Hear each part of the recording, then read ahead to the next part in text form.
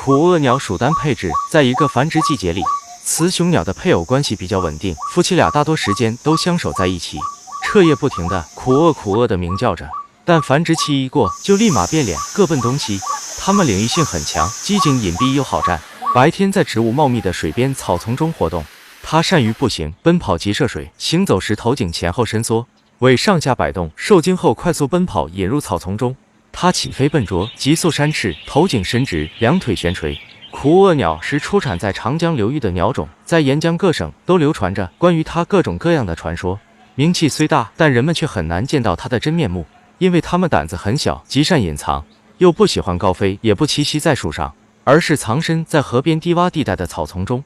虽总是不停地苦叫着，但一有声响就马上闭嘴，贴伏在草丛里观察情况。偶然被人撞见，它也是一溜烟窜入草丛中。